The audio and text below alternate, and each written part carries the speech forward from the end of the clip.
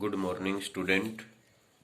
10th class में हमें maths की क्लास में आज एक्सरसाइज 1.3 को सोल्व करते हैं। आइए एक्सरसाइज 1.3। नाउ एक्सरसाइज 1.3 में और first problem is prove that √5 is irrational. We have to prove that √5 is a irrational number. Now solution is, यहाँ पर हमें इसको प्रूव करने के लिए कंट्राडिक्टरी मेथड लगाते हैं, और कंट्राडिक्टरी मेथड होता है विरोधाभास मेथड, यानी कि हम इसको एज रेशनल मान के चलते हैं। Let √5 is a rational number. अब रेशनल नंबर को कैसे लिखेंगे हमें p/q की फॉर्म में, तो √5 is equal to a/b। a and b are co-prime numbers. Co-prime numbers are those numbers whose HCF is 1. तो यहाँ पर a and b are co-primes and b should not be equal to 0. b 0 के equal नहीं होता। This is the definition of prime numbers. इसके बाद cross multiply करते हैं। a is equal to √5b, squaring both side करते हैं। Square is equal to 5b square. And अब यहाँ पर ध्यान से देखेंगे इस स्टेटमेंट को, a square is equal to 5b square. It means a square is divisible by 5। हम यहाँ पर थ्योरम 1.6 यूज करते हैं। 1.6 थ्योरम क्या कहती है, if a square is divisible by 5 then a is also divisible by 5। This is theorem 1.6।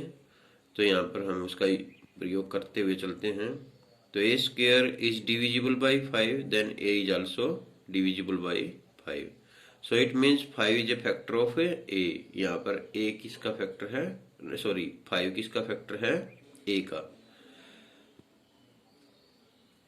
Late करते हैं, let a is equal to 5c, क्योंकि 5 is a factor of a का फैक्टर है 5, तो हम a को कैसे लिख सकते हैं, a is equal to 5c। a is equal to 5c, put this value in this equation.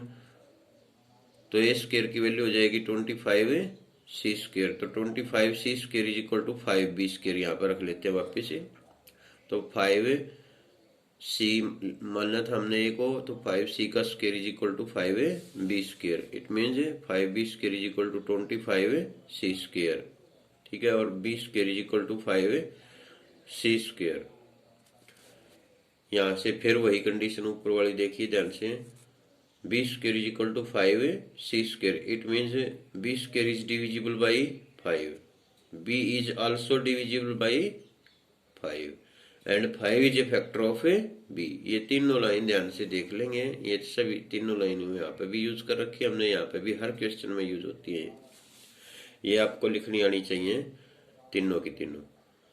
This shows that, ये क्या शो करता है, यहाँ पर भी हमने 5 is a factor of a, यहाँ पे भी 5 is a factor of b। It means a and b have common factor as a 5, but our assumption is that a and b are a coprime. हमने start में क्या माना था, a और b को coprime. It means both have HCF is 1, but here 5 is a common factor of a and b। So our assumption is wrong, और assumption wrong होगी। सो it means जो हमने मान के चले थे वो हमारा रॉन्ग है। It means √5 is a irrational number, और ये हमारा इरेशनल नंबर है। तो यहाँ पर स्टूडेंट इस क्वेश्चन के अंदर जो बातें ध्यान रखनी है वो क्या है, एक तो ये तीनों लाइनें याद रखनी है आपने, ठीक है। ये तीनों लाइनें यहाँ पर कि भाई b square divisible by 5, b is divisible by 5 and 5 is a factor of b। ये 2 बार रिपीट होती है यहाँ पे। और एक इसको हम √5 को स्टार्ट में जो मान के चले थे, √5 इज ए रेशनल नंबर और a and b are a coprime, ठीक है। चलिए नेक्स्ट प्रॉब्लम लेते हैं इस एक्सरसाइज से। क्वेश्चन नंबर सेकंड है प्रूव दैट